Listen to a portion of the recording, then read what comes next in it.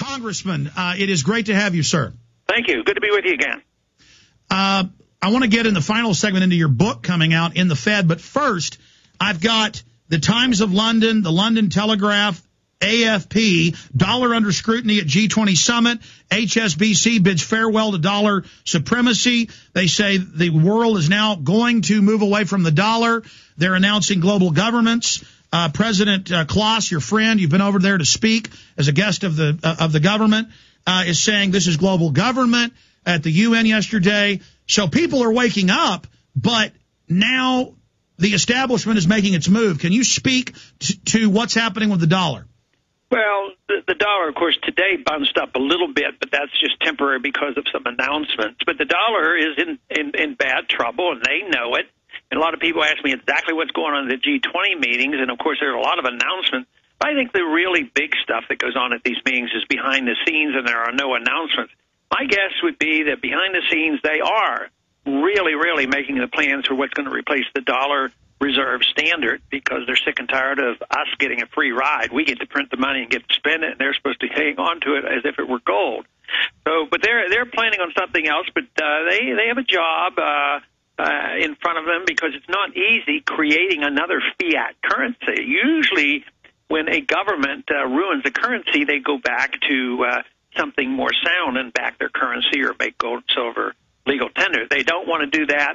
That's why I suspect they'll move in the direction of just a new world order. And I hear, and I've heard Obama recently use that term again. They got to have a new world order, and they've been working on that for a long time. And I'm sure they're not worried all that much about a crisis coming, and they might look at it as an opportunity, for promoting their cause, and that's what we should be concerned about. Well, that's what Congressman Grayson said last hour with us, is that the banks, he believes, have engineered this to create a crisis to vertically integrate society, and then they offer the solution as this new Bank of the World that will fund itself off carbon taxes and Tobin taxes. Al Gore has called for that. Gordon Brown this week, as you know, has called for a new world order under the Tobin tax, and that they're just going to have regional cashless systems with the big bank reserves already going to a cashless system, and then all the nation-state currencies will still be there, but they'll be globally standardized. Yeah, but what we have going for us is that their system can't work. It's just sort of like worrying about the Soviet Union. We worried about it for a long time and had to be, and they were very powerful. But even Mises, long time ago, predicted it won't last. The system doesn't work. So what they're proposing really doesn't work. It's sort of like what they did, the IMF and our Treasury did in the 60s and early 70s. We're going to print money, and it's going to be worth $35 an ounce and, guaranteed it. Well, the market overwhelms. So we should be concerned. We should fight it. We should expose them, and we should do our very best. But ultimately, the markets will rule. The biggest threat is probably the political threat, that how much are they going to crack down on us, how far are they going to go, and can we ever regain the influence on the government, where their job is to protect us and protect our liberty rather than serving the special interest. That, to me, is really the bottom line. Congressman, the Federal Reserve, as you know, has hired the top Enron lobbyist firm to come in the last 3 months and demonize the End the Fed protest. It's come out in the Baltimore Sun that the Army is surveilling the End the Fed protest, and that all protest is now being considered low-level terrorism. They're trying to demonize us that way. They've also told Congress, as you know, that, you're not allowed under the Constitution to get involved in what the Federal Reserve does, even though it's in the Constitution that the Congress control the issuance of currency and credit and set the monetary policy. So isn't that the ultimate big lie, to say that this thing that didn't come along until 1913, this private banking consortium, can tell Congress you're not allowed to be involved in what we do? I mean, it's amazing how long they've gotten away with it, but we're getting the American people informed well enough that 75% of the people now, when they're polled, agree with us. I think it's interesting. I can give you a little tidbit about tomorrow, and maybe Alan told you the same thing. But, we're having hearings tomorrow on 1207, and Barney Frank has fulfilled his promise to me. And he gave me one witness, and they were going to have two panels. Ordinarily, the majority has two witnesses against one, 2-to-1. But then they have a government panel, which has to represent the body that we're addressing, which is the Federal Reserve. They were supposed to have 3 people testifying.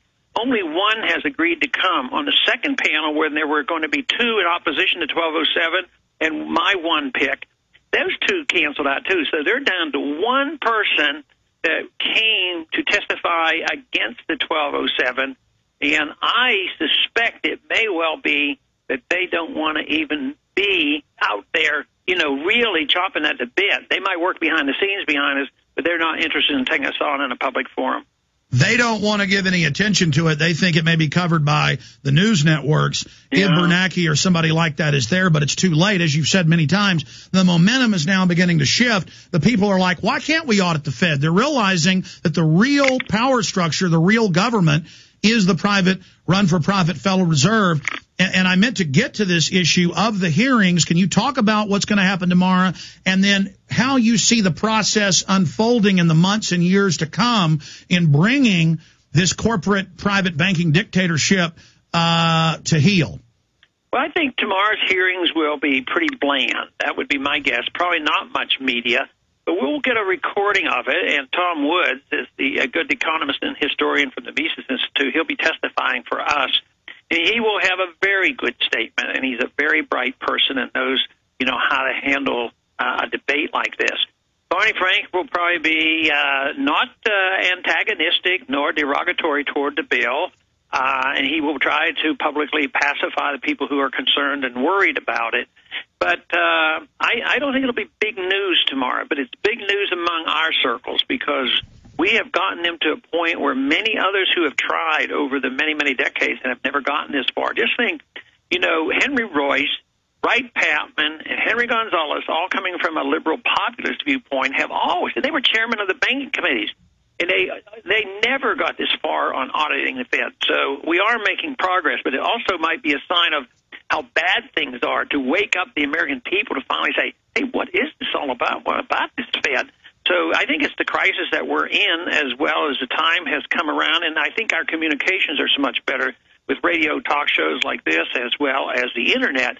This has really spread a message among people. Today I just walked out of my office. I was visiting with one of my constituents, and I had a young guy came out from his college. He was from Arizona, and his biggest issue was the Federal Reserve. And I think my constituent looked at him and said, wow, he was so impressive.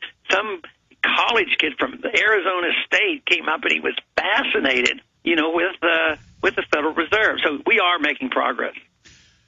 Is this the beginning of game over for the Federal Reserve? Because once they're identified as the true shadow government, the financial oligarchy, as long as they can operate in the shadows and pose as a federal agency, they were invincible. But once the curtain drops on the little man who we thought was the big, powerful Wizard of Oz, once the illusion is shattered, which is now happening, it begins the process of their fall.